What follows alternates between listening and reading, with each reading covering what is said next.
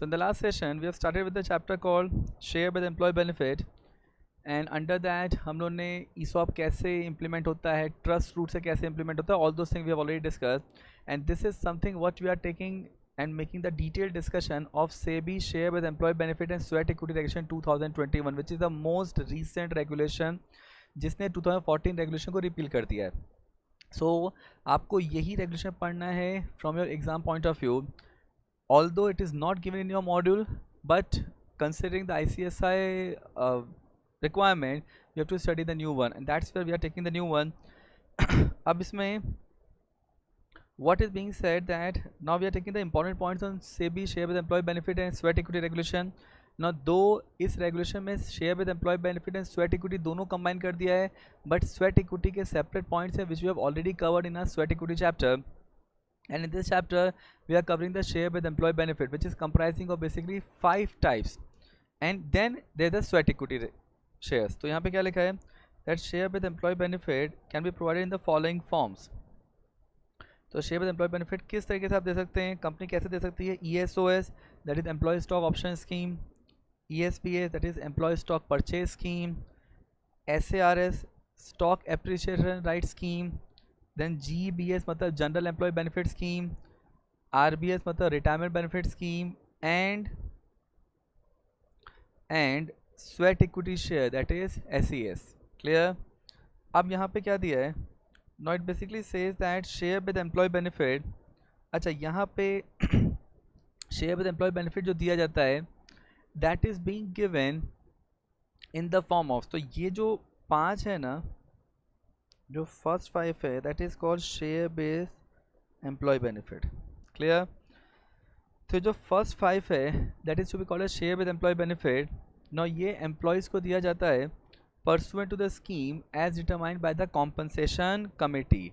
तो यहाँ पे the very important part is that कि यहाँ पे कॉम्पनसेशन कमेटी क्रिएट की जाती है. Now so share with employee benefit shall be given to the employees. ये किसको दिया जा रहा है? एम्प्लॉयज़ को pursuant to the scheme as determined by compensation committee. Now अब यहाँ पे compensation committee क्या बोलता है? Very important part. अब देखो what is compensation committee?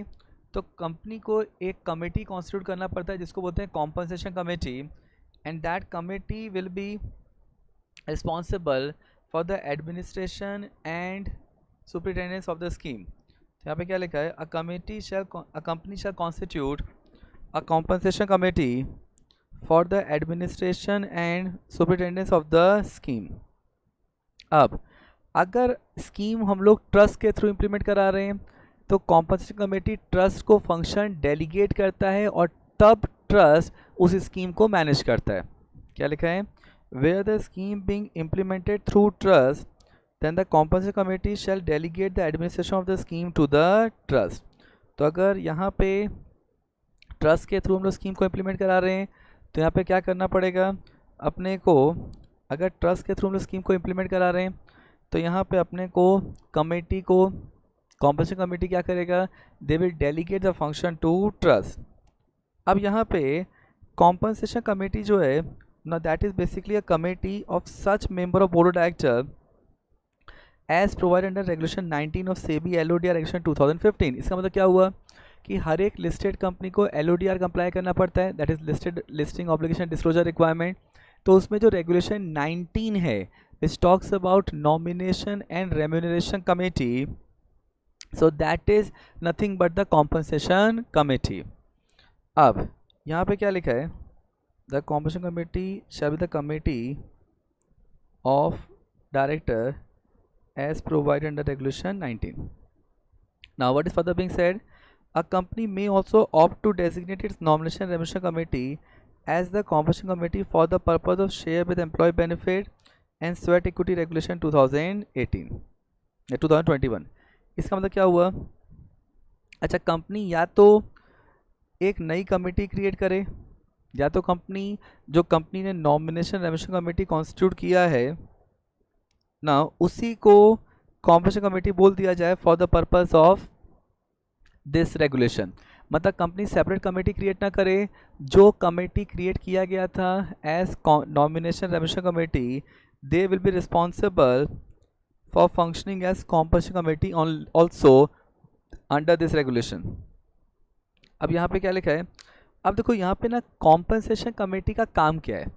Compensation committee पूरा share with employee benefit scheme कैसे होगा, कैसे इम्प्लीमेंट किया जाएगा, ये सब कुछ डिटरमाइन करता है। तो यहाँ पे क्या लिखा है, the compensation committee shall inter alia formulate the detailed terms and conditions of the scheme, which also include the provision as specified by SEBI share with employee benefit regulation 2021। यहाँ पे the compensation committee shall formulate the detailed terms and condition of the scheme। अब यहाँ पे क्या लिखा है, the compensation committee shall formulate suitable policy and procedure to ensure that there is no violation of securities law by trust or company and their employees। अच्छा, अब यहाँ पे अगर हम लोग शेयर विद एम्प्लॉय बेनिफिट दे रहे हैं, ये इम्प्लीमेंटेशन कैसे होगा, कॉम्पनसेशन कमेटी क्रिएट इम्प्लीमेंट करेगा या तो ट्रस्ट इम्प्लीमेंट करेगा। तो ये रिस्पॉन्सिबिलिटी कॉम्पनसेशन कमेटी की है कि वो ये चेक करे, वो ये इंश्योर करे that there is no violation, so ensure that there is no violation of securities law। तो सिक्योरिटीज लॉ का वायलेशन नहीं होना चाहिए। क्लियर। अब देखो, अब यहाँ पे what is being said with respect to the share holders approval. अब इसमें क्या दिया है, अगर कंपनी को शेयर विद एम्प्लॉय बेनिफिट देना है अपने एम्प्लॉयज़ को, तो कंपनी को क्या करना पड़ेगा, they have to pass special resolution.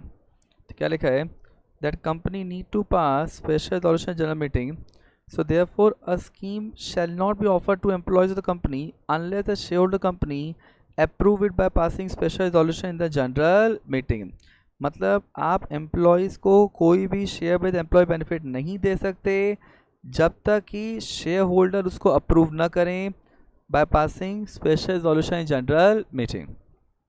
अब यहाँ पे क्या दिया है दैट आपको सेपरेट शेयर होल्डर अप्रूवल लेना पड़ेगा by passing separate special resolution कुछ कंडीशंस में। तो क्या लिखा है, तो यहाँ पे this is where they are talking about separate special resolution. क्या लिखा है, approval of share holder by way of separate resolution general meeting shall be obtain in by the company in the cases. अब यहाँ पे क्या लिखा है, पहला secondary acquisition of shares for implementation of the scheme. अच्छा, व्हाट इज सेकेंडरी एक्विजिशन। तो अगर हम लोग सेकेंडरी एक्विजिशन कर रहे हैं तो सेकेंडरी एक्विजिशन में आपको सेपरेट स्पेशल रेजोल्यूशन लेना पड़ेगा। What is secondary acquisition. तो अगर आप लोग को लास्ट सेशन याद होगा तो आपको बताया था कि सेकेंडरी एक्विजिशन मतलब जब आप मार्केट से शेयर परचेज करते हो।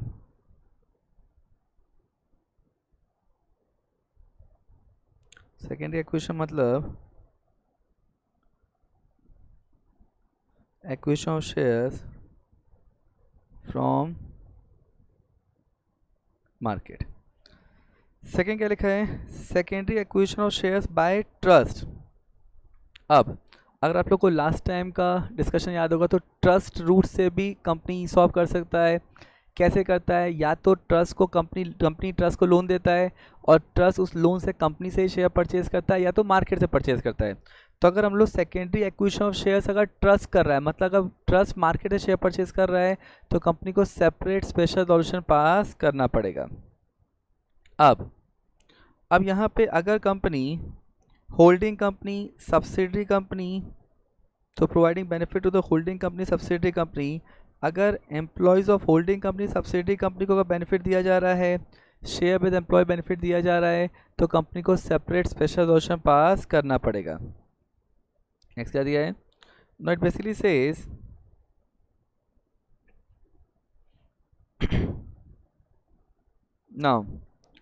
now it basically says that providing benefit to identified employees during any 1 year amounting to 1% or more of the issued share capital of the company at the time of grant of such benefit। मतलब अगर company की जो capital है उसका 1% निकालना, and अगर company अपने employees को बेनिफिट दे रहा है इन 1 financial year that is equal to 1% or more of the issued share capital of the company, then company को सेपरेट स्पेशल रेजोल्यूशन पास करना पड़ेगा. मतलब क्या हुआ, देखिए यहाँ पे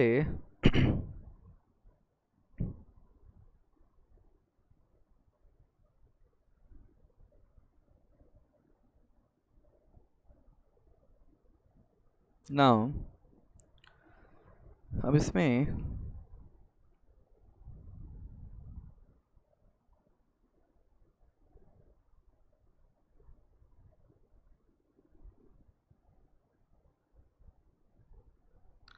मान लेते हैं कंपनी है RIL. अब इसमें so issued share capital of RIL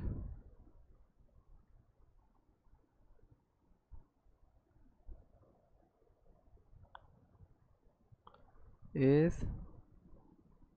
100 crores. Clear. अब कंपनी की शेयर कैपिटल है 100 करोड़. अब तो यहाँ पे so therefore so issued share capital RIL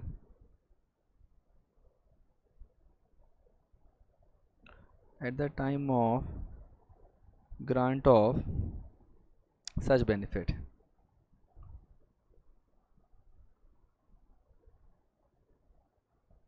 अगर 100 करोड़ है so therefore 1%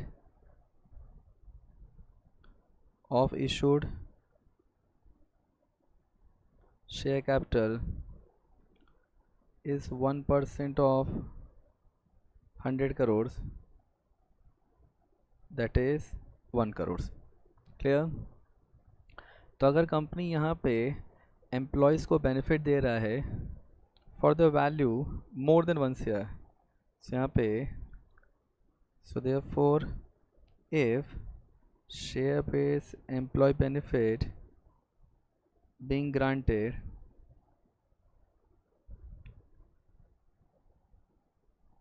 so if share with employee benefit being granted to employees in one financial year more than equal to 1 CR, then company need to pass separate special resolution at general meeting. Clear. अब देखो so this is what they are talking about here, that company को कब separate special resolution pass करना पड़ेगा. Clear. Now so first read these 10 points. ध्यान से read करिए. So I believe this much part is clear. आगे चलते हैं. अब तो इसमें क्या दिया है, तो it talks about variation of shareholders right. अब देखो, अब हम लोग जब variation of shareholders right की बात करते हैं, so what exactly we are talking about. तो हम लोग जब यहाँ पे variation की बात कर रहे हैं, तो variation है क्या. वेरिएशन मतलब आप चेंजेस कर रहे हो. अच्छा, आप चेंजेस किस चीज़ में कर रहे हो, आप चेंजेस कर रहे हो with respect to the terms of the scheme. तो क्या वेरिएशन किया जा सकता है, that something we have to understand. अब देखो इसमें क्या लिखा है, no it basically says so variation of the terms of the scheme. अब इसमें क्या लिखा है, अ कंपनी में मतलब वेरिएशन करना क्या मैंडेटरी है क्या, नहीं. तो कंपनी में bye special resolution of its share holder very the terms of the scheme offered. तो यहाँ पे क्या करना पड़ेगा, पहले अगर वेरिएशन करना है तो क्या करना पड़ेगा, स्पेशल रेजोल्यूशन पास करना पड़ेगा. No vary the terms of the scheme offered pursuant to the earlier resolution of the general meeting but not yet exercise by the employees. मतलब आप वेरिएशन किस चीज़ का कर रहे हो, now vary the terms of the scheme. Now वो स्कीम जिसको शेयर होल्डर ने अप्रूव किया था but not exercise by the employees, if such variation is not prejudice to the interest of employees, मतलब आप वेरिएशन तभी कर सकते हो जब वो वेरिएशन शेयर होल्डर्स के इंटरेस्ट को प्रिजुडाइज नहीं करेगा। मतलब क्या हो गया, देखो वेरिएशन करने के लिए क्या करना पड़ेगा, स्पेशल मोशन पास करना पड़ेगा। स्पेशल मोशन पास करके vary the terms of the scheme. Now कौन सा scheme which have been offered to the employees but not yet exercise by the employees, मतलब स्कीम ऐसा होना चाहिए जो एम्प्लॉयज़ ने अभी तक एक्सरसाइज नहीं किया है, एंड कंडीशन क्या है कि variation is not prejudice to the interest of the employees. Clear, then only the variation is allowed.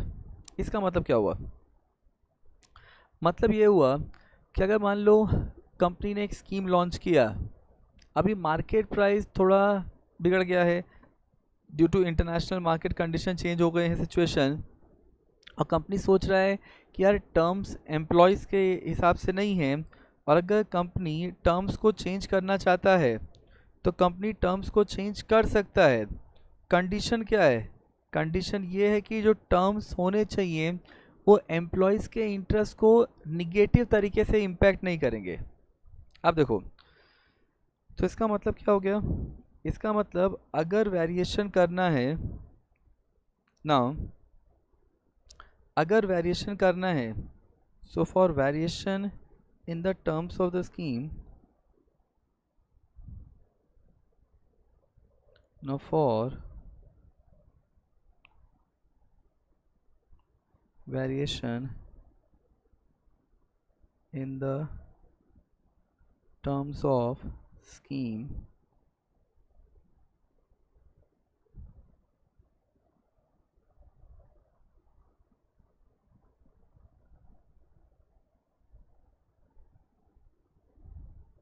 now क्या करना पड़ेगा,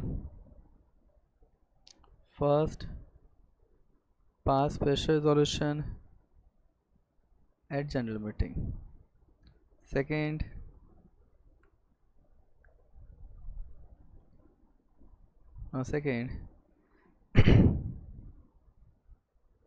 now variation, देखो हम लोग variation the terms of the scheme कर रहे हैं, तो उसमें क्या लिखा है, now the only but not exercise by the employees, तो यहाँ पे इसका मतलब क्या हो गया, so employees has not exercise the benefit under the scheme, मतलब जो भी बेनिफिट दिया गया है under the scheme, that is ESOS, SAR etcetera, इसको एक्सरसाइज नहीं किया होना चाहिए। And third, should not affect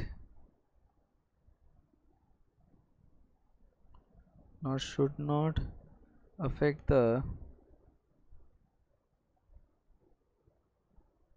interest of employees. You can say should not prejudice the interest of employees.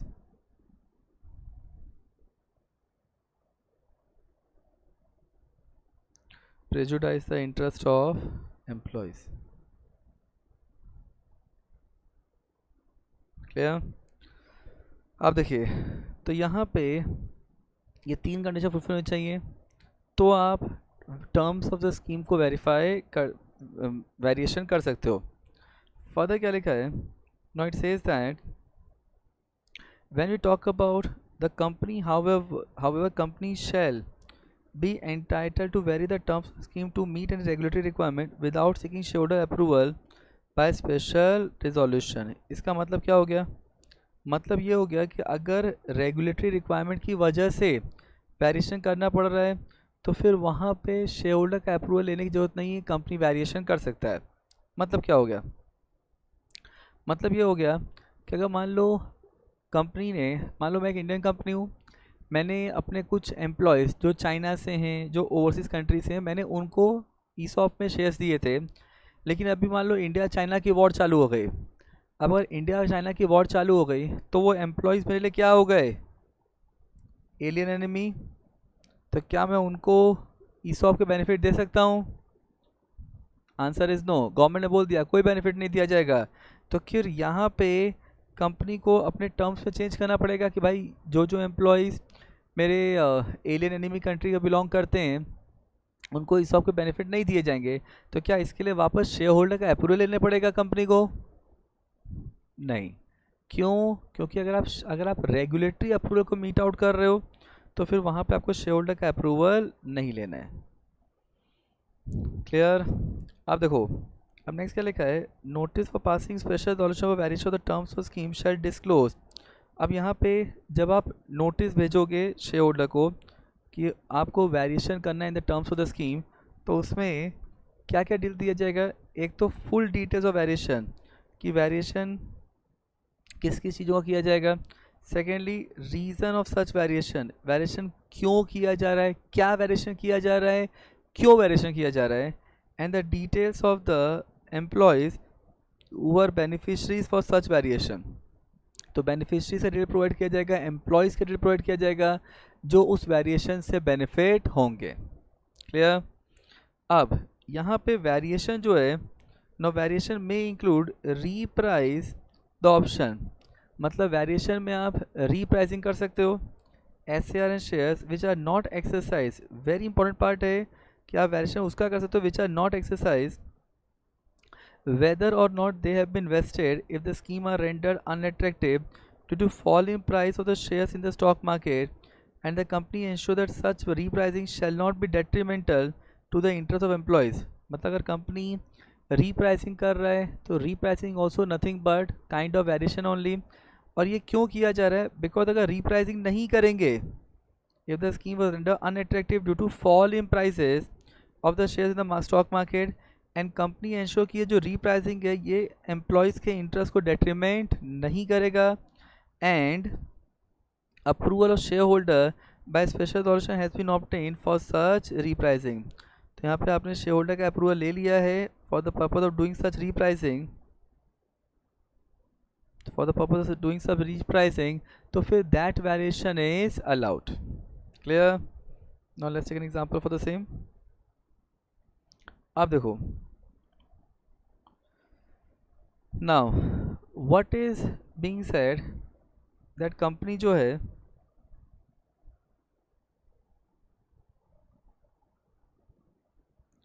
अभी कंपनी है, मान लेते हैं एक्स लिमिटेड, ठीक है। अभी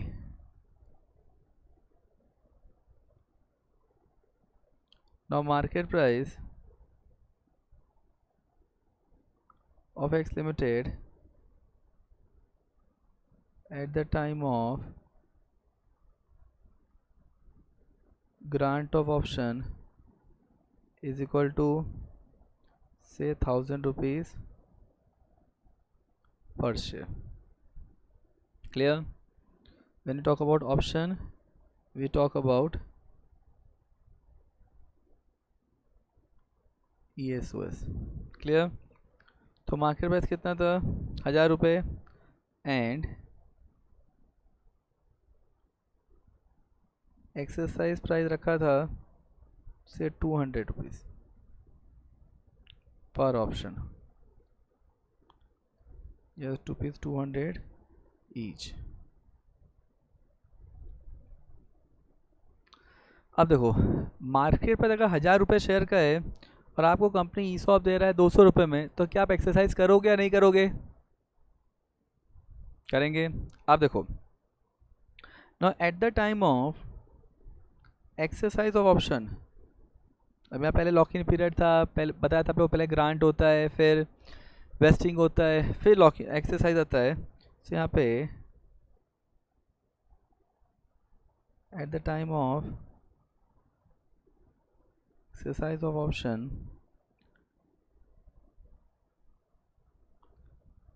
market price of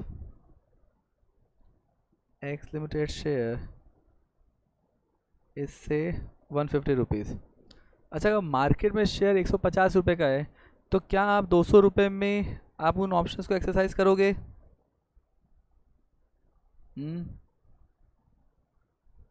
अगर मार्केट प्राइस पहले 1000 रुपये था, कंपनी ने आपको ऑप्शन दिया था 200 रुपीज़ में। अब जब एक्सरसाइज का टाइम आया, उस समय मार्केट प्राइस लुढ़क के 150 रुपये हो गया, तो क्या आप एक्सरसाइज 200 पे करोगे? नहीं। So in this case, so therefore in this case company intends to make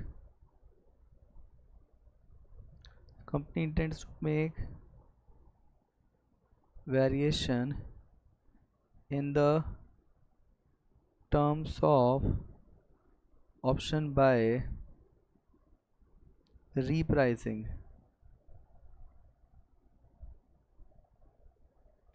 of option at the rate of 50 each। अब कंडीशन क्या है?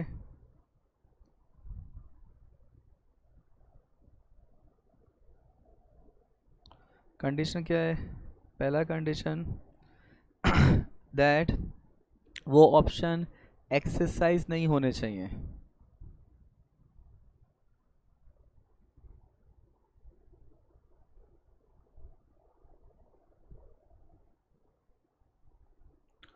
Now such option has not been exercised। Second thing,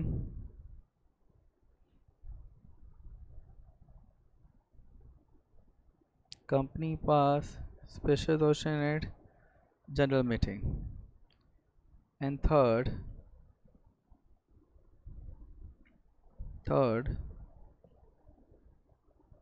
such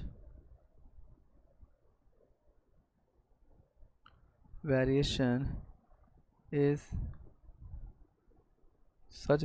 should not prejudice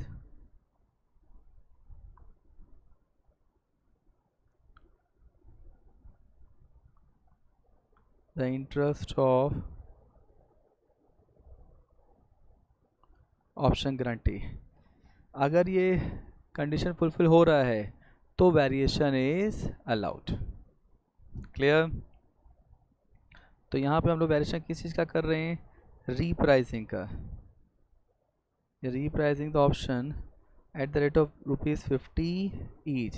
जो पहले 200 था उसको reprice कर दिया 50 पे। तो अगर करना है तो स्पेशल ऑप्शन पास करो, option has not been exercise and variation should not prejudice the interest of option grantee. Clear? अब देखो, अब यहाँ पे द वेरी इंपॉर्टेंट पार्ट जहाँ पे डेफिनेशन चेंज हुआ है एम्प्लॉय का, this is a very important amendment. अब ये जो पार्ट है ना, इसमें अमेंडमेंट हुआ है कि एम्प्लॉय की डेफिनेशन को चेंज कर दिया गया है। तो यहाँ पे क्या बोला है? An employee shall be eligible to participate in the scheme of the company as determined by the compensation committee. तो कौन सा एम्प्लॉय स्कीम में पार्टिसिपेट कर सकता है? ये कॉम्पनसेशन कमेटी डिटरमाइन करेगा। अब इसमें क्या लिखा है? तो एम्प्लॉय, किसको एम्प्लॉय बोला जा रहा है यहाँ पे? So employees except in relation to issue of sweat equity shares means, मतलब ये जो एम्प्लॉय की डेफिनेशन है ना, this is the employee definition for share based employee benefit. तो यहाँ पे इसका मतलब this is definition of employ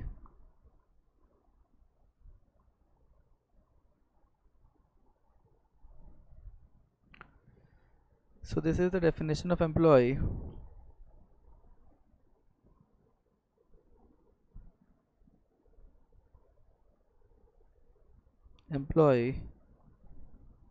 as per share based employee benefit for share based employee benefit। अब देखो, अब यहाँ पे एम्प्लॉय किसको बोला गया है? So employee except in relation to issue of sweat equity share means, किसको एम्प्लॉय बोला गया है? An employee designated by the company who is exclusively working in India और आउटसाइड इंडिया। मतलब अगर कंपनी का कोई एम्प्लॉय है जो इंडिया में काम कर रहा है या इंडिया के बाहर काम कर रहा है, वो दोनों ही कंडीशन में वो क्या है? कंपनी का employee for the purpose of share with employee benefit. Second क्या लिखा है? a director of the company, whether a whole-time director or not, including a non-executive director who is not the promoter or member of promoter group, but excluding an independent director. इसका मतलब company में जो भी director हैं, whole time director है, including इसमें कोई अगर एनईडी है जो कि promoter who is not a promoter और मेंबर प्रमोटर ग्रुप, तो यहाँ पे कंपनी के जो डायरेक्टर्स हैं they are also to be called as employee, लेकिन इसमें किसको एक्सक्लूड किया गया है? Independent director. नाउ थर्ड क्या लिखा है? An employee. अच्छा, जो ऊपर एम्प्लॉय की डेफिनेशन दिया गया, क्या डेफिनेशन दिया है? Working in India, outside India, director of the company excluding independent director. तो an employee as defined of clause 1 और 2 of a group company including subsidiary company और its associate company in India, outside India और of holding company. मतलब employee में group company को cover किया गया जिसमें सब्सिडरी कंपनी भी है, एसोसिएट कंपनी भी है। वेरी इंपॉर्टेंट पार्ट, यहाँ पे एसोसिएट कंपनी को भी कवर कर लिया है, सिर्फ होल्डिंग सब्सिडरी कवर नहीं है, एसोसिएट भी कवर्ड है as well as the holding company. But does not include, किसको इंक्लूड नहीं किया गया है? An employee who is a promoter और person belonging to promoter group. तो अगर कोई पर्सन प्रमोटर या प्रमोटर ग्रुप को बिलोंग करता है तो वो पर्सन एम्प्लॉय नहीं है। सेकेंडली, अगर कोई पर्सन कंपनी का डायरेक्टर है जिसके पास अलॉन्ग विद रिलेटिव, अगर उसके पास कंपनी की 10% से ऊपर का इक्विटी शेयर पड़ा है, then that person is not to be called as employ.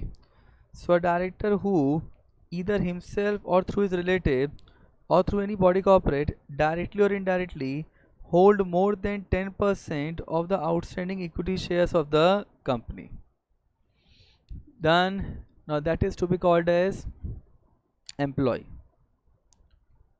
अब देखो, now very very important point है ये।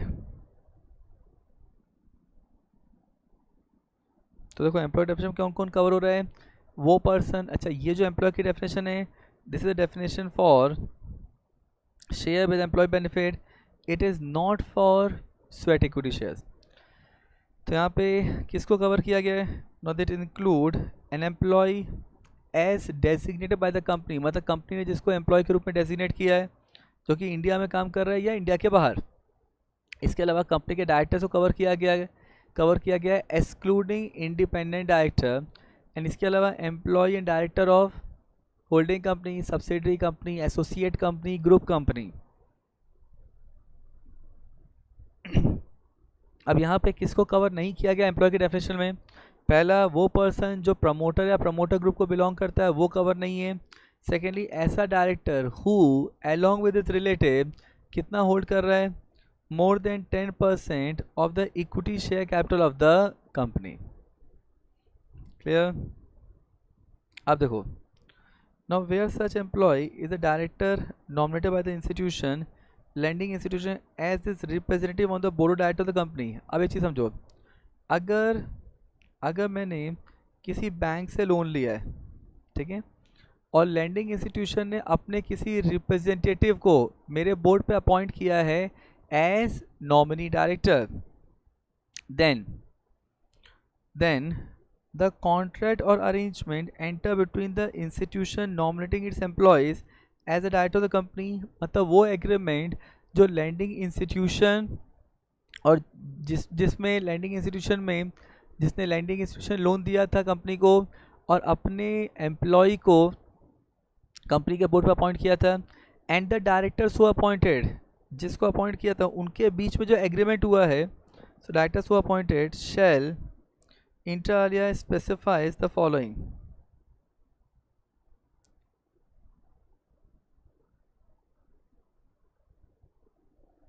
Now, अब इसमें क्या लिखा है?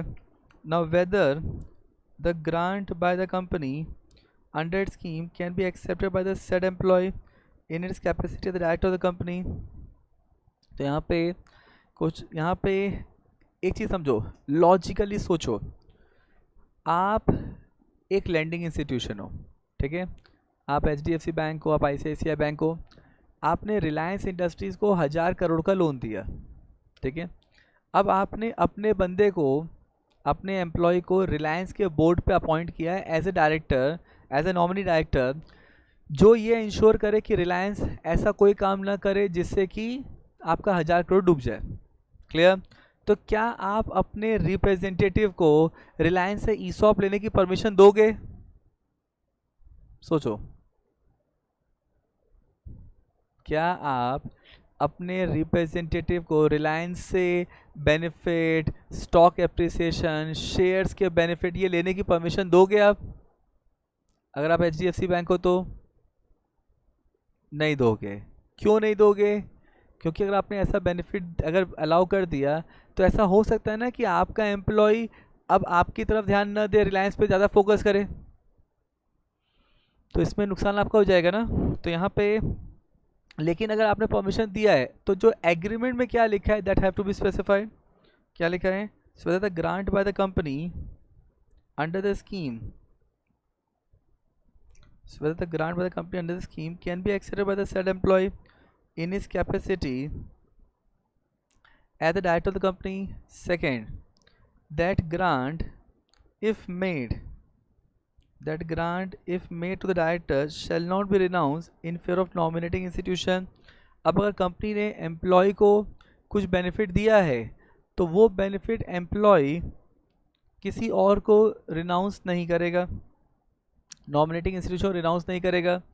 Third, the condition specified subject to which fees, commission etcetera incentive can be accept by the director from the company. आपको ये भी बताना पड़ेगा कि वो कौन कौन सी कंडीशंस हैं that have to be complied, अगर जो जिसको आपने डायरेक्टर अपॉइंट किया है वो कंपनी से बेनिफिट किन कंडीशंस में ले सकता है।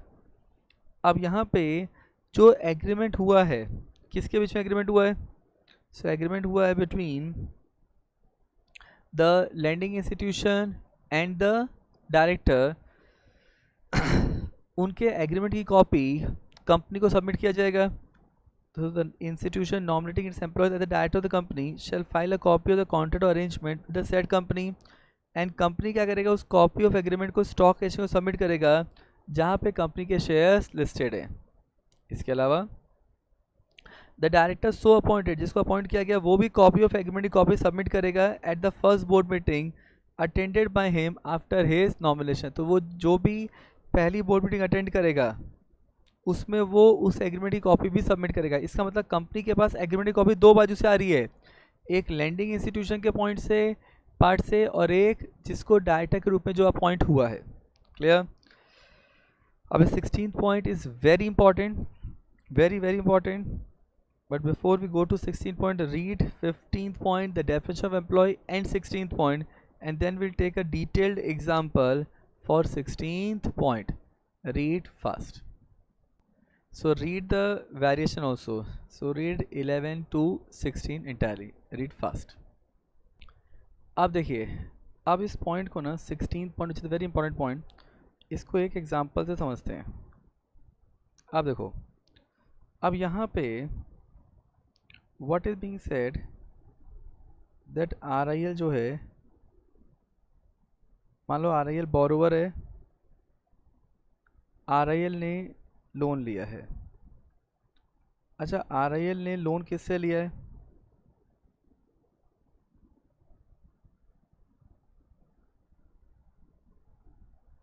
RIL ने लोन लिया है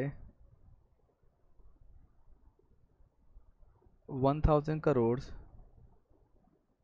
from HDFC bank, which is lending institution. Clear? अब 1000 करोड़ का अगर लोन HDFC बैंक ने RIL को दिया है तो डोंट यू थिंक कि काफ़ी बड़ा लोन अमाउंट दिया हुआ है? अब RIL HDFC बैंक ने अपने इंटरेस्ट को प्रोटेक्ट करने के लिए HDFC बैंक ने अपना एक रिप्रेजेंटेटिव RIL के बोर्ड पे अपॉइंट कर दिया। तो यहाँ पे nominate Mr. A as director on the board of director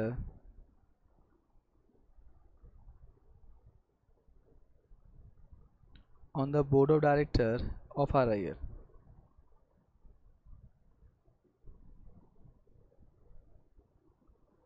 अब यहाँ पे मिस्टर ए कौन है? Now mister A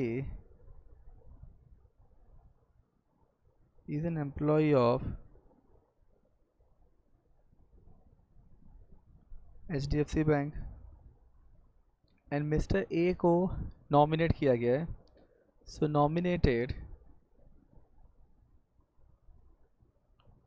nominated as director on the board of director of RIL as nominee director. Clear? अब अच्छा, यहाँ पे इसको क्यों नॉमिनेट किया गया है? सो purpose of nomination.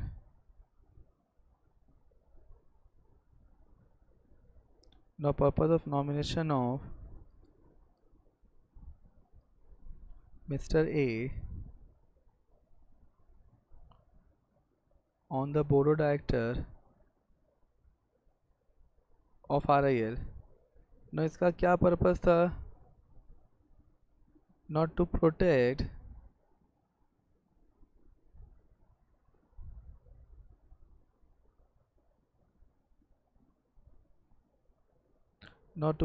the interest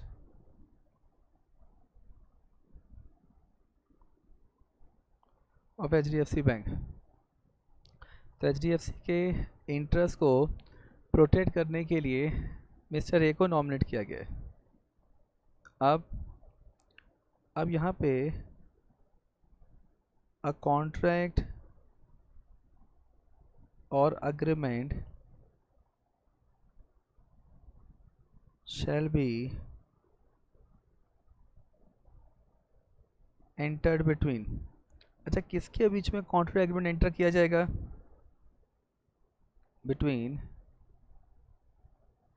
HDFC bank as first party and mister A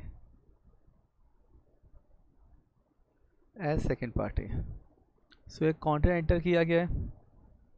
so contract और agreement shall be entered between. अब यहाँ पे नो सच कॉन्ट्रैक्ट अरेंजमेंट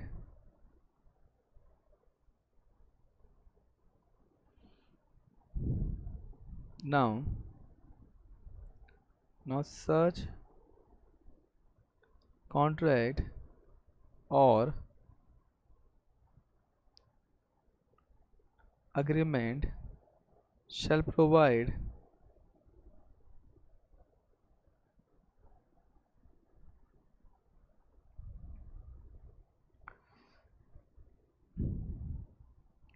और इसमें इस एग्रीमेंट क्या प्रोवाइड किया जाएगा?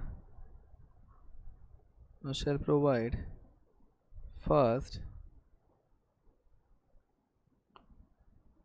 whether Mr. A can accept any benefit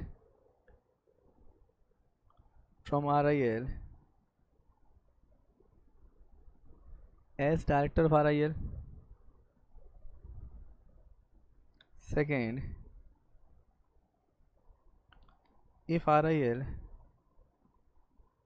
grant benefit to Mr. A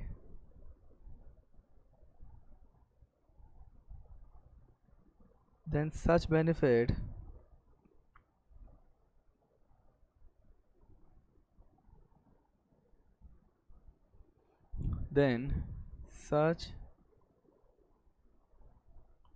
benefit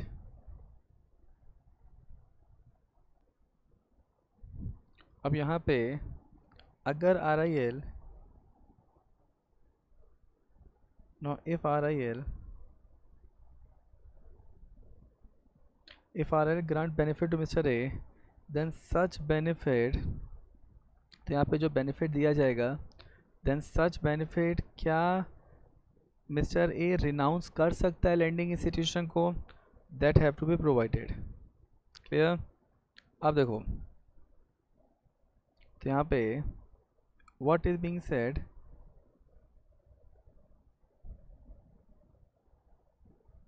then such benefit shall not be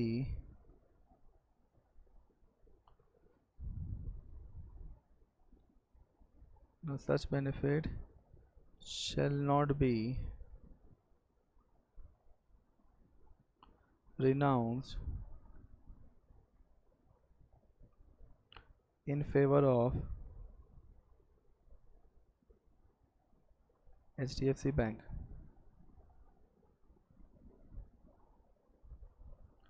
Third, any terms and condition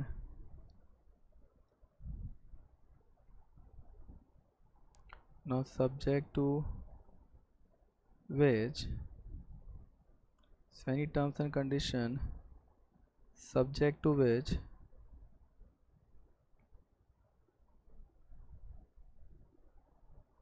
Mr. A can accept fees, commission and incentive from RIL. Clear? तो contract में ये सब चीज़ें provide करनी पड़ेगी। अब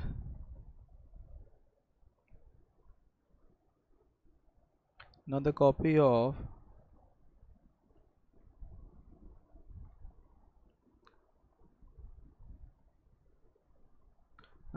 of such contract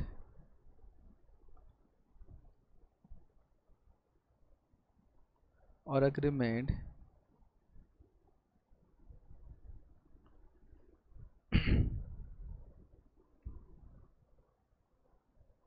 entered between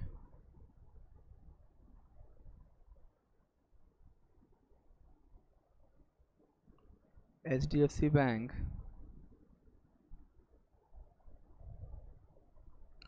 and Mr. A shall be submitted to RIL by HDFC Bank। अब एक चीज़ बताओ, हमने जो लैंडिंग इंस्टीट्यूशन है उसकी कॉपी ही क्यों स्टॉक एक्सचेंज में सबमिट किया? अच्छा एक चीज़ बताओ, पॉसिबिलिटी ऑफ फ्रॉड किसकी कॉपी में होने के चांसेस ज़्यादा हैं, जो एम्प्लॉय देगा या जो लैंडिंग इंस्टीट्यूशन देगा? मतलब सी एम्प्लॉय जानबूझ के हो सकता है कि एग्रीमेंट को टेम्पर करे, उसको पहले लैंडिंग इंस्टीट्यूशन परमिशन नहीं दिया था कि वो बेनिफिट नहीं ले सकता है, लेकिन तो भी वो जानबूझ के डालना चाहे कि हाँ वो ले सकता है क्योंकि वहाँ पे उसको बेनिफिट मिलने के चांसेस हैं। But lending institution will always like to protect their interest, and how they like to protect their interest is not to allow their representative to get any benefit from the borrowing company. यहाँ पे now submitted to RIL by HDFC Bank and RIL shall submit the same to all stock exchange where the shares of RIL being listed।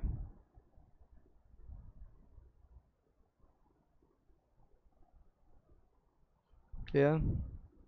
अब यहाँ पे mister A जो है ना, mister A भी अपनी एग्रीमेंट की कॉपी सबमिट करेगा, तो mister A shall also submit the copy of such contract or agreement entered between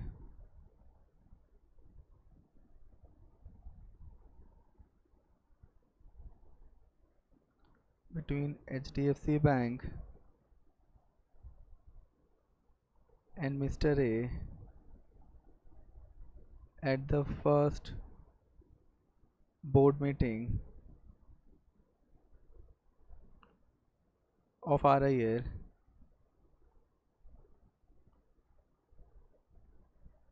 attended by him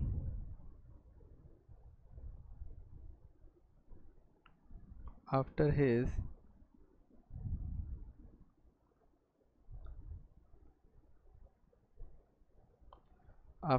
nomination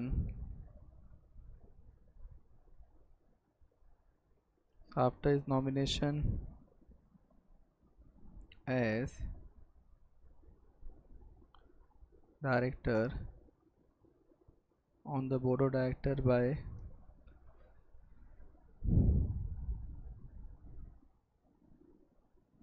HDFC bank. Clear? अब इस एग्जाम्पल को ना बहुत ध्यान से पहले रीड करिए एंड देन ऊपर के पॉइंट से रीड करिए, आपको एक एक वर्ड रिलेट हो जाएगा। एंड जितने लोग वीडियो में देख रहे हैं वो वीडियो पॉज करिए, उस एग्जाम्पल को कॉपी कर लीजिए। अब देखिए, अब यहाँ पे क्या दिया है, now it basically says that winding up of scheme. अब वाइंडिंग अप ऑफ स्कीम के लिए क्या बोला है, now winding up of scheme क्या लिखा है, now in case of winding of scheme being implemented by the company, the excess money or shares remaining with the trust after meeting all the obligation। अब देखो, अगर मान लो scheme implement किया जा रहा है थ्रू ट्रस्ट, तो जो भी एक्सेस मनी या शेयर्स बच गया ट्रस्ट के पास ना, उसको किस लिए यूज़ किया जाएगा, उसको यूज़ किया जाएगा लोन के रीपेमेंट के लिए, जो लोन कंपनी ने ट्रस्ट को दिया था। If any shall be utilise for repayment of loan और by way of distribution to the employees or subject to the approval of the shareholder be transferred to another scheme under this regulation as recommended by the compensation committee। तो या तो किसी और scheme में transfer कर देंगे as recommended by compensation committee। तो यहाँ पे what is being said, तो इनके तो winding up of scheme being implemented by a company, the excess money remaining with the trust, उसको किस काम के यूज़ करेंगे, repayment of loan, then by way of distribution to employees and या तो ट्रांसफ़र टू अनदर स्कीम। मतलब जो trust के पास पैसा या शेयर्स बच गया है, द एक्सेस मनी और shares remaining with the trust, ना जो ट्रस्ट के पास पैसा या शेयर्स बच गया है उसको किस काम के यूटिलाइज किया जाएगा, या तो लोन के रीपेमेंट के लिए, या तो एम्प्लॉयज़ में डिस्ट्रीब्यूट कर देंगे, या तो किसी और स्कीम में ट्रांसफ़र कर देंगे। Now what is further being said that non transferability क्या बोलता है, नॉन ट्रांसफरेबिलिटी। अब ये बताओ, अगर कंपनी ने आपको एम्प्लॉय स्टॉक ऑप्शन दिया है, तो क्या आप वो ऑप्शंस 100% लोगे, गारंटी है क्या? नहीं। As the name says it is a employee stock option scheme. तो ये एम्प्लॉय का डिसीजन है कि उसको लेना है कि नहीं लेना है। तो यहाँ पे ये जो बेनिफिट है ये आप किसी को ट्रांसफ़र नहीं कर सकते। तो क्या लिखा है, that such benefit which has been granted to the employees pursuant to the scheme under SEBI share with employee benefit sweat equity regulation shall not be transferred to any other person। मतलब ये जो है ये आप किसी और को transfer नहीं कर सकते। Pursuant to the scheme shall not be transferred to any other person, that is one thing। Next क्या लिखा है, only the employee to whom the benefit has been granted shall be entitled to get the benefit arising out of such option SAR other benefit, मतलब जिस employ को ये benefit दिया है सिर्फ वही एम्प्लॉय, जिस एम्प्लॉय को बेनिफिट दिया गया है सिर्फ वही एम्प्लॉय इस बेनिफिट से मिलने वाले शेयर्स ले सकते हैं। अच्छा, शेयर्स मिलने के बाद वो शेयर्स को जिसको ट्रांसफ़र करना चाहे कर सकते हैं, नो प्रॉब्लम, लेकिन बेनिफिट पहले उसको ही मिलेगा, फिर उनको जो करना है कर सकते हैं। अब क्या लिखा है, नाउ सच बेनिफिट, तो option SAR other benefit, now granted to the employee shall not be mortgage, pledge, hypothecate otherwise alienated in the manner. तो ये जो बेनिफिट है ये आप किसी को मॉर्गेज नहीं कर सकते, प्लेज नहीं कर सकते, किसी को एलिनेट नहीं कर सकते, मतलब आप इनको गिरवी नहीं रख सकते। वेरी इंपॉर्टेंट पॉइंट, क्या बोला है, दैट इफ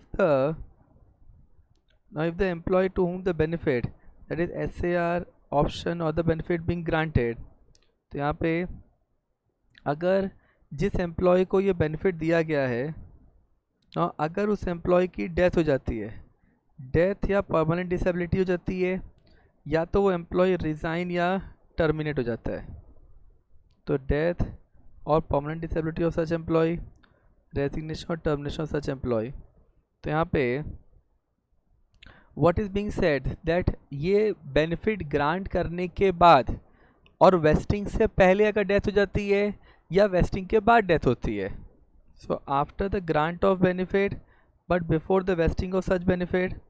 सेकेंड केस में after the vesting of such benefit, मतलब वेस्टिंग के बाद डेथ होती है या परमानेंट डिसेबिलिटी होती है, दोनों ही केस में जो भी बेनिफिट दिया है वो लैप्स नहीं होगा और वो इमीडिएटली एम्प्लॉयज़ को या उसके लीगल रिप्रेजेंटेटिव को वेस्ट हो जाएगा। तो क्या लिखा है, all the benefits granted to employees under the scheme till such date shall immediately vest. तो यहाँ पे तो जो भी बेनिफिट दिया गया है वो इमीडिएटली वेस्ट हो जाएगा, मतलब क्या कोई लैप्स हो रहा है, नहीं।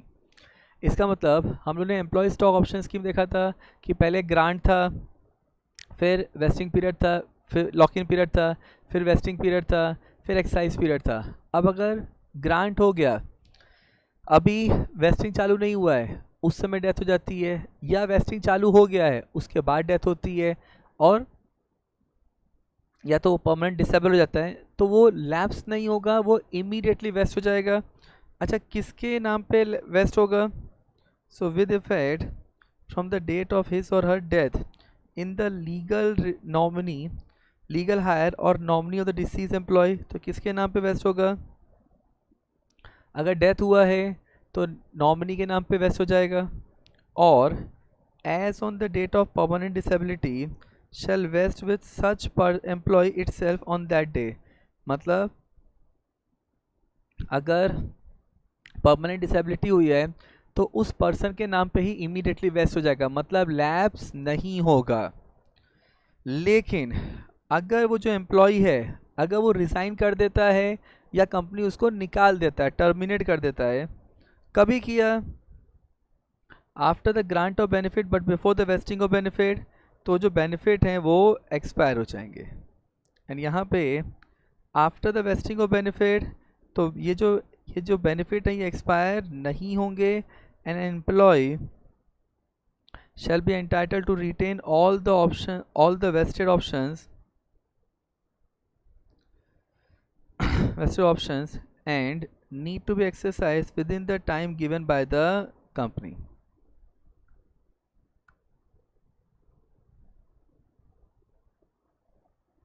टाइटल टू रिटेन, यहाँ पे व्हाट इज बीइंग सेड,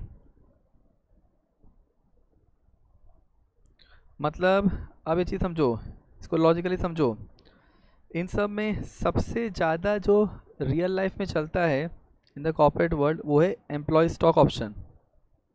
इसका मतलब अगर आज आप जिस कंपनी में काम करते हो उस कंपनी ने आपको ऑप्शंस ग्रांट किए हैं, ध्यान से सुनना, ठीक है, कंपनी ने आपको ऑप्शंस ग्रांट किया है, अभी लॉक इन पीरियड जो मिनिमम वेस्टिंग पीरियड है वो ख़त्म नहीं हुआ है, उसके बीच में अगर आपने रिज़ाइन किया या कंपनी ने आपको निकाल दिया तो उन ऑप्शंस का क्या होगा, वो आप ऑप्शन आपके पास रहेंगे या लैप्स हो जाएंगे? लैप्स हो जाएंगे, करेक्ट। लेकिन अगर वेस्टिंग पीरियड चालू हो गया है तो क्या वो ऑप्शन लैप्स होंगे? नो। मतलब यहाँ पे कंपनी आपको एक टाइम पीरियड देगा, 3 महीने 4 महीने डिपेंडिंग अपॉन द स्कीम, कि आप इतने दिन में इन सारे बेनिफिट को एक्सरसाइज कर लो, नहीं करोगे तो लैप्स हो जाएगा। इसका मतलब क्या हुआ? मतलब ये हो गया कि अगर आज आप किसी कंपनी में काम कर रहे हो और आपकी कंपनी ने आपको ऑप्शंस दिया है, ईसॉप दिया है, एंड यहाँ पे अभी वेस्टिंग पीरियड, और आपको दूसरी कंपनी से बेनिफिट आ गया, दूसरी कंपनी से पैकेज आ गया, तो अगर आप को पहली कंपनी से रिजाइन करना है तो कभी रिजाइन करना चाहिए? वेस्टिंग चालू होने से पहले या वेस्टिंग चालू होने के बाद? After wasting. मतलब वेस्टिंग चालू हो गया ना, अच्छा एक्साइज पीरियड चालू नहीं हुआ, कोई प्रॉब्लम नहीं है। वेस्टिंग चालू हो गया तो अगर आप रिजाइन कर भी देते हो तो ऑप्शन लैप्स नहीं होगा, आपको कंपनी एक टाइम पीरियड देगा, उतने दिन में आप ऑप्शन को एक्सरसाइज कर सकते हो। लेकिन अगर आपने वेस्टिंग से पहले रिजाइन कर दिया तो आपके सारे ऑप्शन लैप्स हो जाएंगे। क्लियर? आप देखो अब यहाँ पे क्या लिखा है, यहाँ पे the cessation of employment due to retirement और superannuation shall not be covered by this sub regulation and any such option as or other benefit granted to the employee would continue to vest in accordance with the respective vesting schedule even after the retirement of superannuation in accordance with the company's policies and the applicable laws। इसका मतलब क्या हुआ? सी मान लो आप Tatas में काम करते हो एंड टाटाज में वेस्टिंग पीरियड जो होता है ना, जो period locking period vesting period, that is always very long, 5 साल का होता है। आपका 5 साल का है और उसके बीच में रिटायरमेंट हो जाता है, सुपर एन्युएशन हो जाता है, तो क्या आपके सारे बेनिफिट ख़त्म हो गए?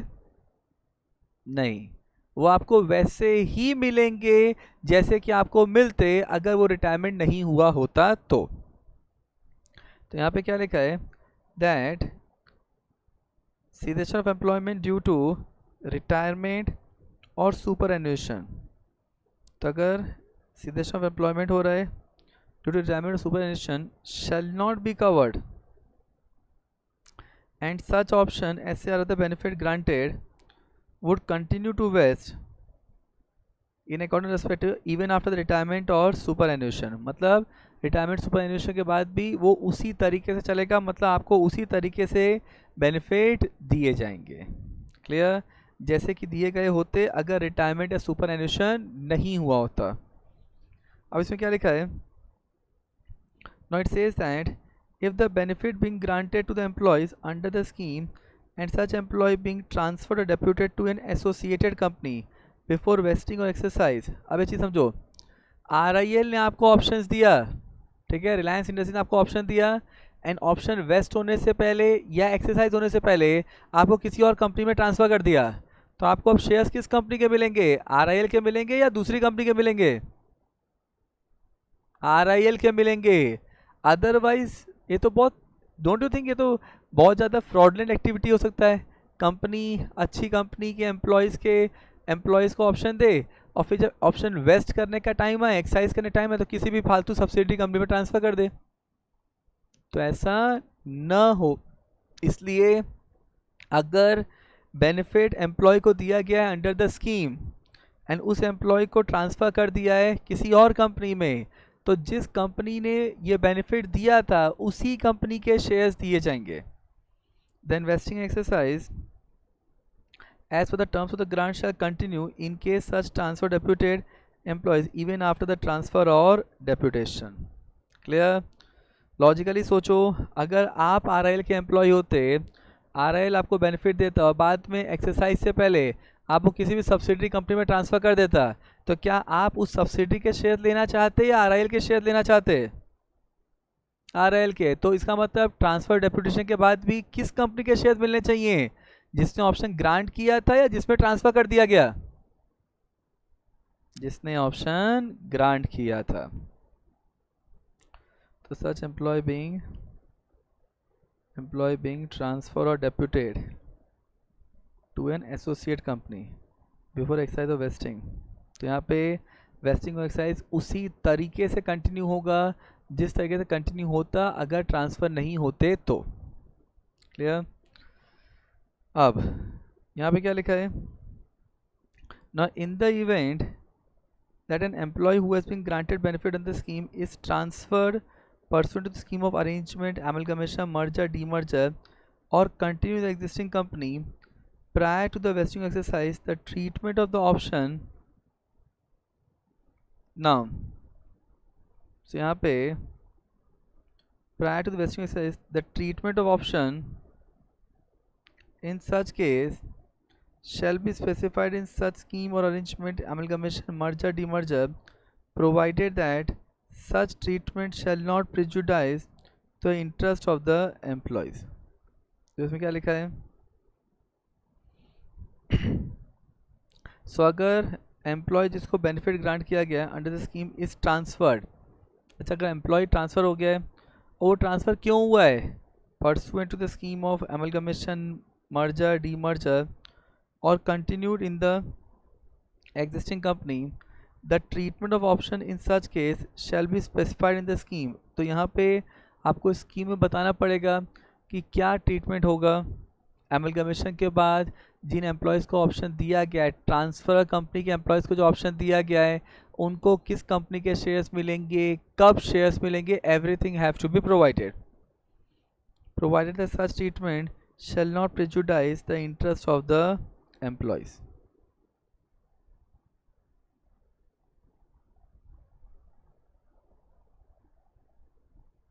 Is transferred demerger. तो यहाँ पे आपको ऑप्शन का ट्रीटमेंट स्पेसिफाई करना पड़ेगा इन द स्कीम। अब देखो, अब नेक्स्ट क्या दिया है? Now in case new share being issued under the scheme, then such scheme share so issued shall be listed immediately on all recognised stock exchange where the existing share are listed subject to following condition. मतलब अगर company ने नए share issue किए हैं, clear, under the scheme, तो अगर company ने नए शेयर इशू किए हैं तो ये जो नए शेयर्स हैं now, so the new shares shell be listed, तो जो नए शेयर इशू किए गए हैं वो लिस्ट किए जाएंगे इमीडिएटली। कहाँ पे लिस्ट किए जाएंगे? On all the recognised stock exchange where the existing shares are listed. क्या कंडीशन है? First, such scheme is in compliance with SEBI share with employee benefit and sweat equity regulation. Second, the company has obtained all in principle approval from the recognized stock exchange. Third, as and when an exercise being made, company shall notify the recognized stock exchange. तो जैसे ही देखो यहाँ पे अगर company ने नए share issue किए हैं, कंपनी ने अपने एम्प्लॉयज़ को एम्प्लॉय स्टॉक ऑप्शन स्कीम दिया और नए शेयर्स इशू किए हैं, तो what is the condition being given कि जब नए शेयर इशू किए गए हैं तो उन शेयर्स की भी लिस्टिंग कराई जाएगी। कौन से स्टॉक एक्सचेंज पे? उन स्टॉक एक्सचेंज पे जहाँ पे कंपनी के शेयर्स लिस्टेड हैं। क्या कंडीशन है? पहला, ये जो स्कीम है ये as per share with employee benefit होना चाहिए। सेकेंडली, कंपनी को इन प्रिंसिपल लिस्टिंग अप्रूवल मिल जाना चाहिए।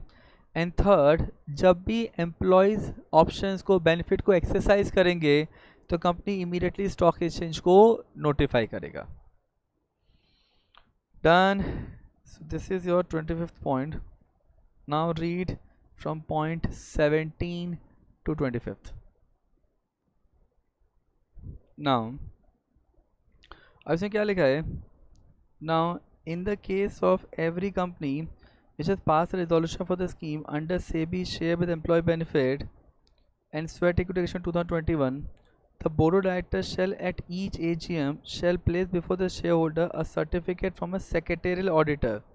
देखो वेरी इंपॉर्टेंट अमेंडमेंट यहाँ पे ये हुआ है कि पहले जो सर्टिफिकेट लेते थे ना ये स्टैट्यूटरी ऑडिटर से लेते थे, बट नाउ अब ये सर्टिफिकेट किससे लेना है? सेक्रेटरी ऑडिटर से of the company that the scheme has been implemented in accordance with these regulation and in accordance with the resolution of the company in general meeting। इसका मतलब क्या हुआ कि कंपनी को सेक्रेटरी ऑडिटर से एक certificate लेना पड़ेगा।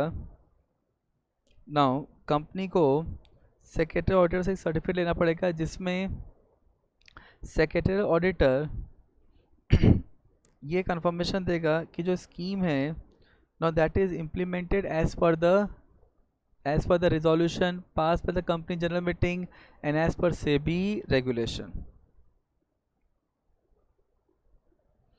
अब देखो, now what is further being said. Now the shares arising after IPO of unlisted company. अच्छा देखो, अनलिस्टेड कंपनी ने एम्प्लॉय स्टॉक ऑप्शन स्कीम दिया था और अब शेयर्स मिले हैं आईपीओ के बाद. अब ऐसा कैसे हो सकता है? सी लॉजिकली समझो, कंपनी पहले अनलिस्टेड था, उस समय ऑप्शन दिया, 1 साल का जो लॉकिंग पीरियड है उसके बीच में कंपनी का आईपीओ हो गया. तो जब शेयर्स मिला तो कंपनी लिस्टेड था या अनलिस्टेड था उस समय? जब शेयर्स मिला तो लिस्ट हो गया. सी जब शेयर्स ऑप्शन ग्रांट किया था उस समय अनलिस्टेड था, लेकिन ग्रांट के बाद और वेस्टिंग के बीच में 1 साल का लॉकिंग पीरियड होता है ना, उसमें उसमें उसके बीच में grant of option and wasting of option, इसके बीच में 1 साल का पीरियड होता है, मिनिमम 1 ईयर पीरियड होता है. अब मान लो उस समय उस बीच में ड्यूरिंग दैट पीरियड अगर कंपनी लिस्ट हो जाती है तो लिस्टिंग के बाद जब ऑप्शंस वेस्ट होगा, एक्सरसाइज होगा, तो आपको शेयर्स किसके मिलेंगे? लिस्टेड कंपनी के या अनलिस्टेड कंपनी के? लिस्टेड कंपनी के. तो क्या लिखा है? The shares arising after IPO of unlisted company out of the option और एस और granted by any scheme prior to its IPO to employees. मतलब ग्रांट कब किया गया था? आईपीओ से पहले. तो वो जो शेयर्स आपको मिलेंगे उनको भी इमीडिएटली लिस्ट कराना पड़ेगा. शैल be listed immediately on exercise on all the recognized stock exchange where the shares of company are listed.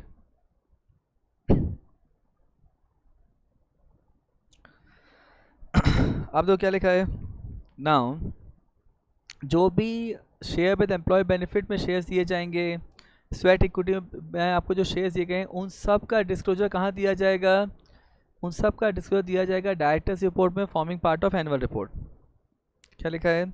Now disclosure of such share with employee benefit and sweat equity is required to be made in the director's report forming part of annual report. Furthermore, the board of directors of the company shall also disclose the details of the scheme being implemented. Clear? Now the board of directors of the company shall also disclose, तो जो scheme board ने implement किया है उसको भी disclose किया जाएगा. अब एक चीज़ समझो, नॉ lock in period in case of merger amalgamation.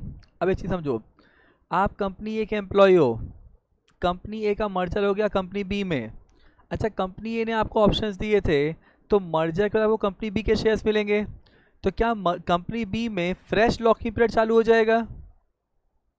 No, company B में फ्रेश लॉकिंग चालू नहीं होगा. कंपनी बी में वही पुराना लॉकिंग रहेगा, रिमेनिंग लॉकिंग अप्लाई होगा upon the in the case of transferring company. क्या लिखा है? In case of ESOS, SAR और shares being given by transfer company. तो ये जो शेयर्स है, ESOS है, SAR है, किसने दिया है? ट्रांसफरर कंपनी में. And during lock in period such transfer company merge with transferring company, then the lock in period transferring company shall be adjusted against the lock in already undergone in transferor company. मतलब क्या हुआ? चलो अब इसको एक एग्जाम्पल से समझते हैं. मान लेते हैं दे द कंपनी ए. अब ये जो कंपनी ए है, ये कंपनी ए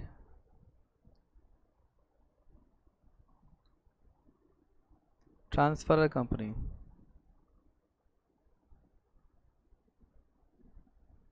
नाम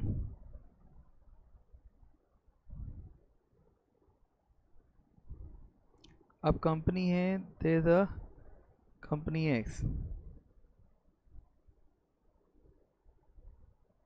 ना कंपनी एक्स जो है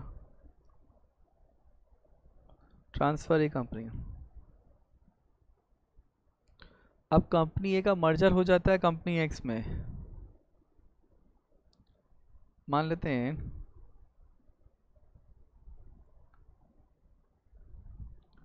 अब now company A granted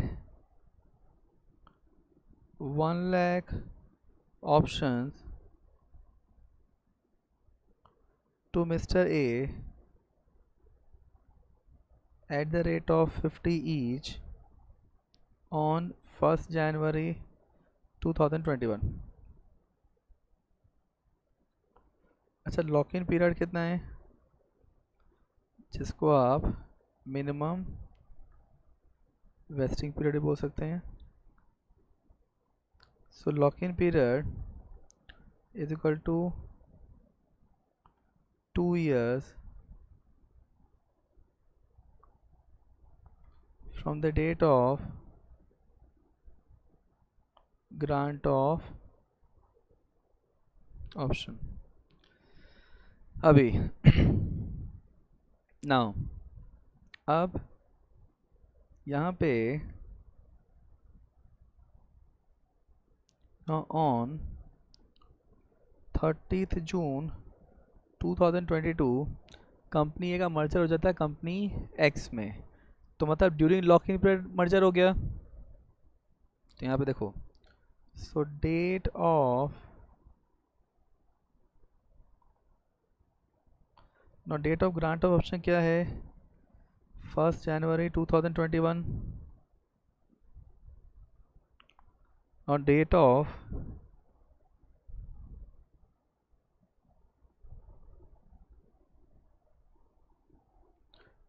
of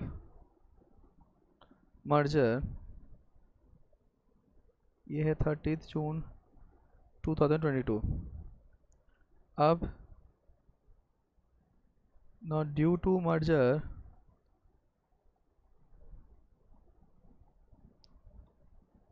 now Mr. A will receive shares of company X. So therefore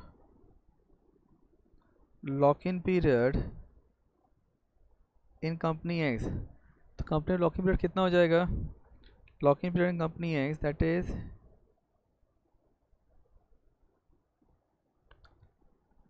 in transfer company कितना हो जाएगा, total lock in period minus lock in period expired in company A.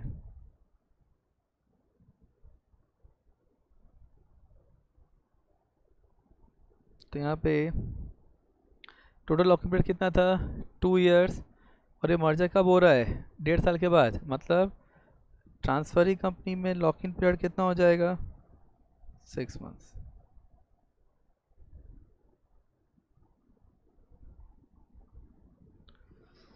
Done. अब एक बार ध्यान से इस पूरे तीनों लाइन को और इस एग्जाम्पल को एक बार रीड करिए एंड इस एग्जाम्पल को कॉपी कर लीजिए. So we have done with the important points also. Now those for the important points with respect to entire share with employee benefit, जिसमें ESOS, ESPS, SAR सब आता है. अब हम लोग करेंगे each and every point separately. तो यहाँ पे एम्प्लॉय स्टॉक ऑप्शन स्कीम क्या है, एम्प्लॉय स्टॉक परचेज स्कीम क्या है, स्टॉक एप्रिसिएशन राइट क्या है, जनरल एम्प्लॉय बेनिफिट स्कीम क्या है, रिटायरमेंट बेनिफिट स्कीम क्या है, that thing we will discuss separately. अब दो क्या लिखा है, तो यहाँ पे what is being said that when we talk about now what is being said that when we talk about employee stock option scheme, so employee stock option scheme means a scheme under which a company grant employee stock option to their employees directly or through trust. तो ये एक scheme है जिसमें company employees को options grant करता है, या तो डायरेक्टली ऑप्शन ग्रांट कर सकता है या तो ट्रस्ट के थ्रू दे सकता है. अब यहाँ पे कंपनी क्या कर रहा है, कंपनी ऑप्शंस ग्रांट करने के लिए क्या कर रहा है, स्पेशल रेजोल्यूशन पास कर रहा है. तो यहाँ पे क्या लिखा है, under this option shall be granted to the option grantee by passing special resolution and such option shall be converted into shares of company during exercise period on payment of excise price which has been predetermined and disclosed at the time of grant of option itself. अब अगर आप इसको इतने part को ध्यान से पढ़ोगे आपको पूरा ESOP समझ में आ जाएगा कि एम्प्लॉय स्टॉक ऑप्शन में क्या करते थे हम लोग, जो डिस्कस किया था। पहले ऑप्शंस को ग्रांट कर देते, फिर employees so there is always the lock in period जिसको हम लोग मिनिमम वेस्टिंग पीरियड बोलते हैं। एंड देन वहाँ पे अच्छा ऑप्शंस को ग्रांट करने के लिए what we do, company special resolution pass करता था। उसके बाद एम्प्लॉयज़ एक्साइज पीरियड में एक्साइज प्राइस पे करता था और उसके अगेंस्ट में कंपनी ऑप्शंस के अगेंस्ट में शेयर्स अलॉट करता था। जो exercise price and exercise period होता दैट इज़ प्री डिटरमाइंड और आपको बता दिया जाता था at the time of grant of option itself. अब देखो अब यहाँ पे क्या दिया है, no it says that minimum vesting period is equal to 1 year from the date of grant of option. मतलब यहाँ पे मिनिमम वेस्टिंग पीरियड जिसको हम लोग लॉक इन पीरियड बोलते हैं ये क्या है, 1 year from the date of grant of option itself. अब देखो ये जो हम लोगों ने किया था ना, इफ़ यू रिमेंबर इस चैप्टर के स्टार्ट में उन्होंने पूरा एक प्रोसेस समझा था employee stock option scheme. No this is the entire thing that is what we are discussing there. एक बार पहले इसको एक बार वापस रीड कर लीजिए। सो आई बिलीव ये वाला वापस रीड कर लिए, this is something we have already discuss. अब देखिए अब यहाँ पे now what is being said that यहाँ पे एक वर्ड दिया हुआ है option grantee. Now who is to be called as option grantee? So option grantee means person or employee to whom the option being granted.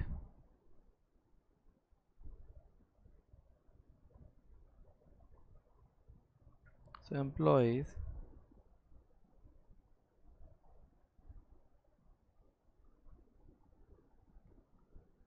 to whom option being granted. Clear?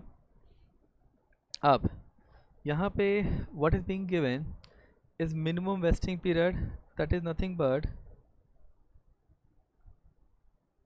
so 1 year from the date of grant of option, जिसको हम लोग वहाँ पे क्या बोले थे, minimum lock in period. यहाँ पे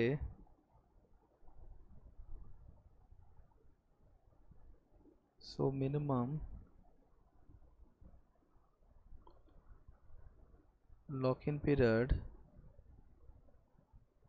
from the date of grant of option। अब देखिए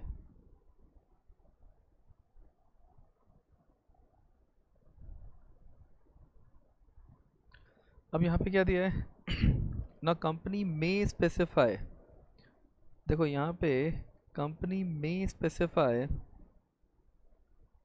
the lock in period for the shares issued pursuant to exercise of option. मतलब अलॉटमेंट के बाद लॉक इन होगा या नहीं होगा ये कंपनी डिसाइड करेगा। So lock in period after allotment of share will be as decided by the company. लेकिन एक लॉक इन पीरियड मिनिमम लॉक इन पीरियड 1 साल का रहेगा from the grant of option, जिसको हम लोग मिनिमम वेस्टिंग पीरियड भी बोलते हैं। तो यहाँ पे lock in period after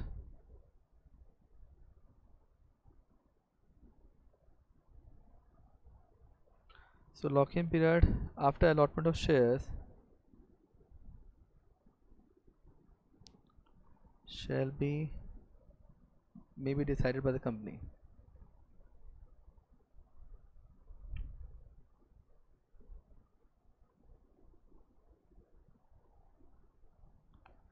decided by the company। now act में कुछ नहीं लिखा है, कंपनी डिसाइड करेगा कि लॉकिंग पीरियड कितना होगा। और इसमें फर्दर क्या लिखा है, the employee shall not have a right to receive dividend. अब ये चीज़ बताओ, अगर आपके पास ऑप्शंस पड़े हैं वो ऑप्शंस मैंडेटरली शेयर्स में कन्वर्ट होंगे, ज़रूरी है क्या? नहीं, ऐसा हो सकता है ना कि आप उसको ऑप्शंस को शेयर्स में कन्वर्ट ना करो। तो अगर ऐसा हुआ तो फिर वहाँ पे जब तक आपके नाम पे शेयर्स नहीं आएंगे तब तो आपको कोई भी कॉर्पोरेट बेनिफिट नहीं मिलेगा. So employees shall not have a right to receive any dividend or vote in any manner enjoy the benefit of shareholder in respect of option granted to him till the shares are issued upon the exercise of option. जब तक आप उन options को shares में convert नहीं करोगे तब तक कोई भी कॉर्पोरेट बेनिफिट नहीं मिलेगा, वोटिंग राइट नहीं मिलेगा. अब यहाँ पे कंपनी के पास एक फ्रीडम है कि वो एक्सरसाइज प्राइस को डिसाइड कर सकते हैं डिपेंडिंग अपॉन देयर डिसीजन. क्या लिखा है? The company granting option to the employees pursuant to employee stock option scheme will have the freedom to determine the exercise price subject to conformity with accounting policies or accounting standard.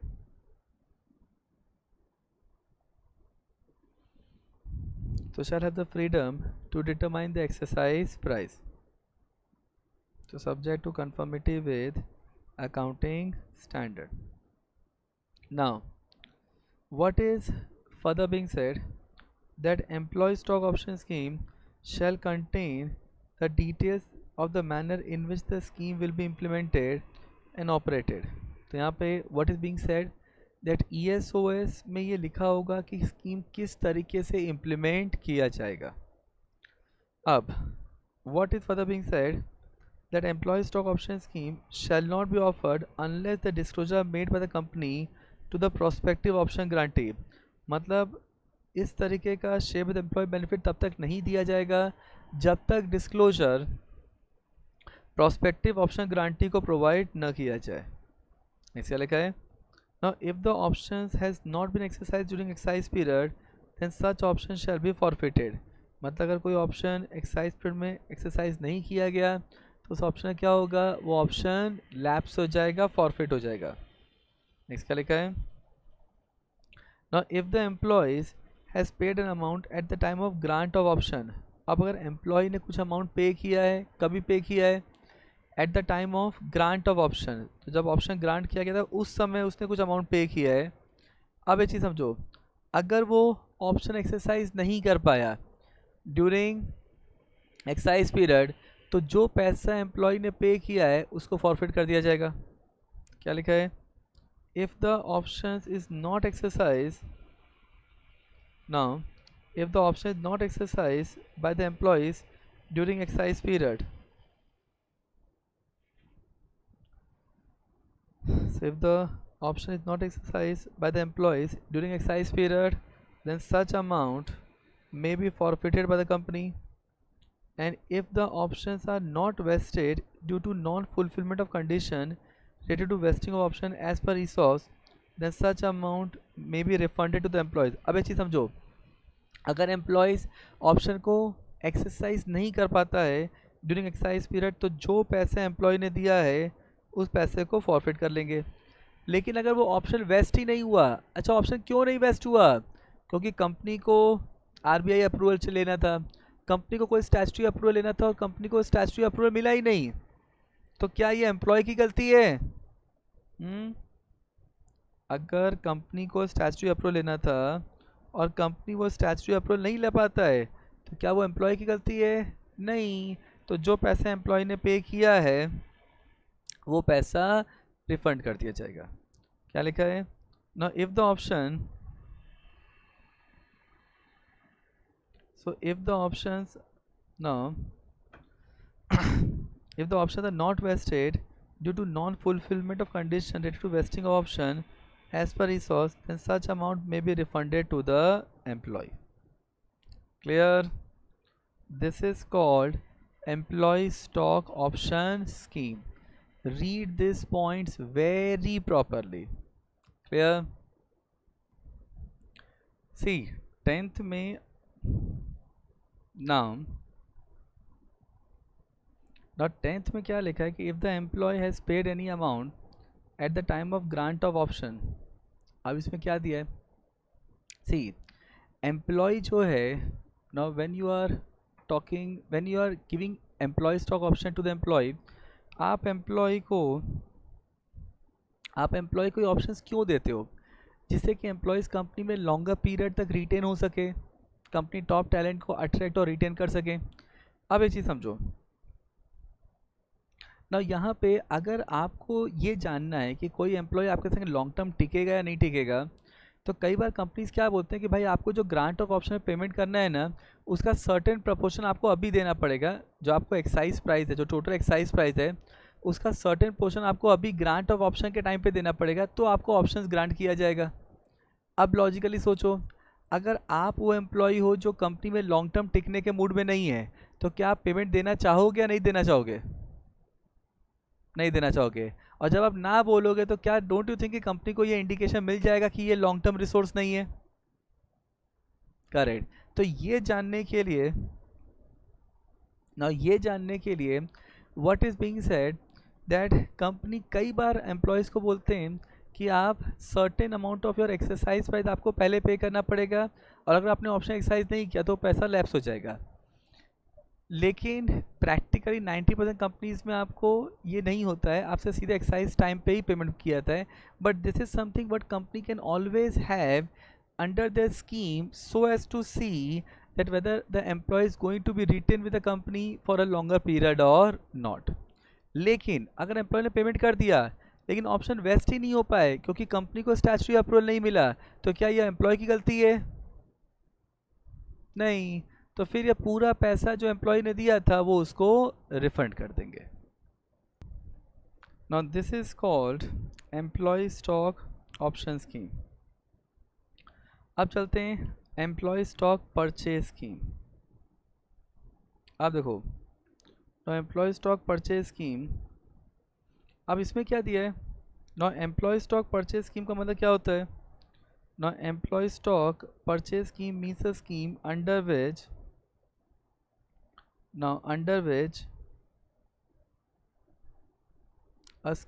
which a company offers shares to employees as a part of public issue otherwise। मतलब company एक public issue लेके आ रहा है जिसमें company अपने employees को shares issue करता है। Now what is being said that जिसमें कंपनी एम्प्लॉयज़ के, सो यहाँ पे what is being said that यहाँ पे कंपनी पब्लिक इशू लेके आ रहा है और पब्लिक इशू के अंडर एम्प्लॉयज़ को शेयर्स इशू करता है as a part of public issue और अदरवाइज और through trust where the trust may undertake secondary acquisition for the purpose of scheme। तो या तो पब्लिक इशू में दिया जा रहा है या तो ट्रस्ट के थ्रू दिया जा रहा है जिसमें ट्रस्ट सेकेंडरी एक्विजिशन करता है। Now what is secondary acquisition? मतलब ट्रस्ट मार्केट से शेयर्स परचेज करेगा। Therefore in ESPS shares are allotted to the employees as a part of public issue और अदरवाइज। तो यहाँ पे what is being said, ESPS में शेयर्स एम्प्लॉयज़ को दिए जाते हैं as a part of public issue और अदरवाइज। तो यहाँ पे ये एक स्कीम है जो ट्रस्ट के थ्रू दिया जाता है जिसमें ट्रस्ट सेकेंडरी एक्विजिशन करता है या तो पब्लिक इशू में शेयर्स दिए जाते हैं।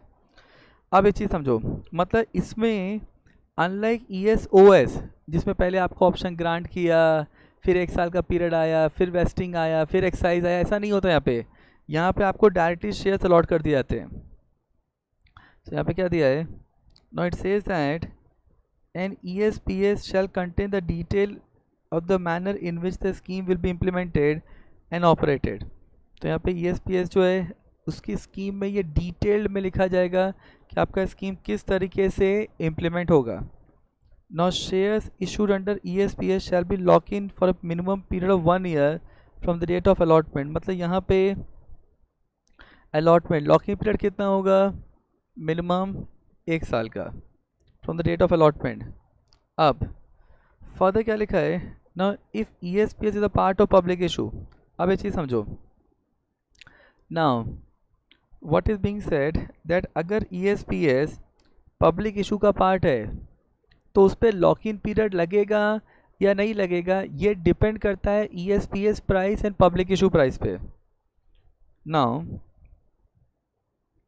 so if ESP is a part of public issue, then the lock-in period on the shares allotted under ESPS shall depend upon the price at which shares are offered.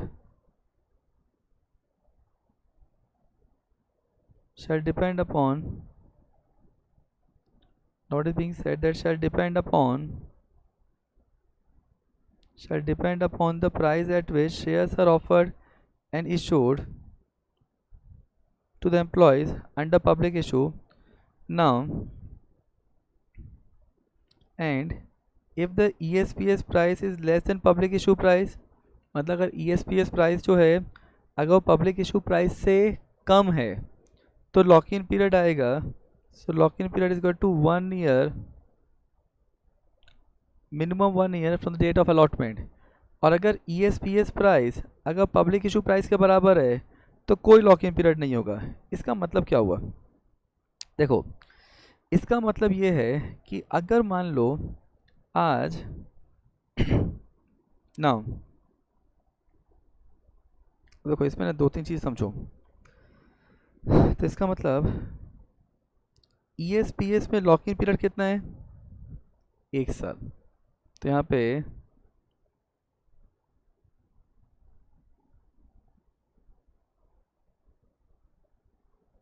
तो lock इन period कितना है ESPS में?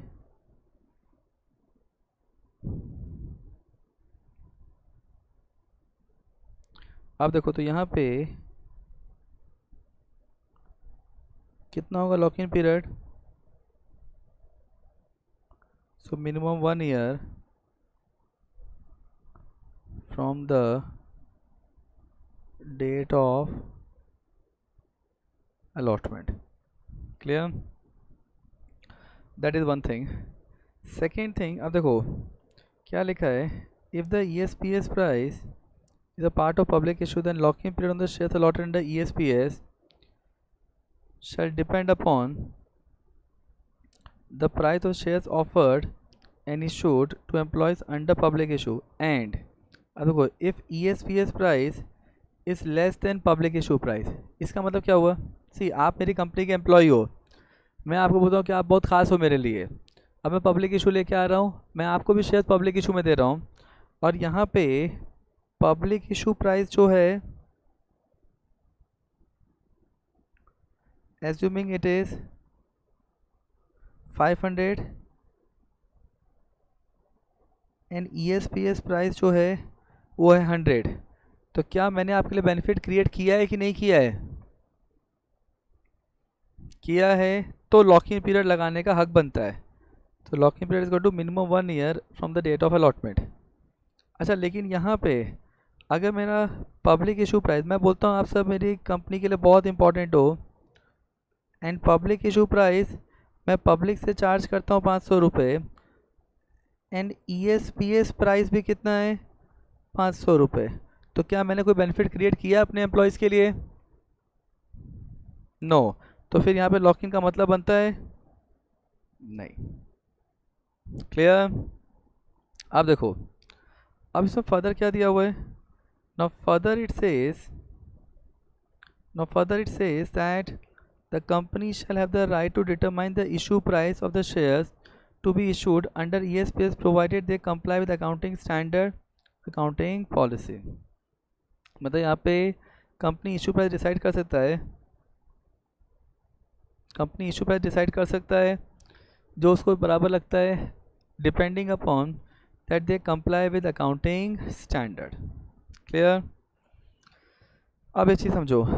अब question ये आता है, अच्छा पहले before we go to ESPS and EOS का difference, first read this part, read this entire part and इसको कॉपी कर लीजिएगा.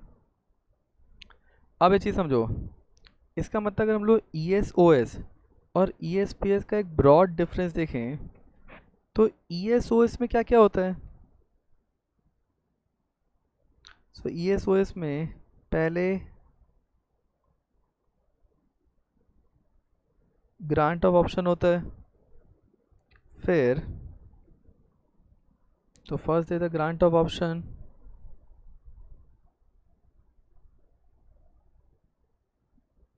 Second minimum 1 year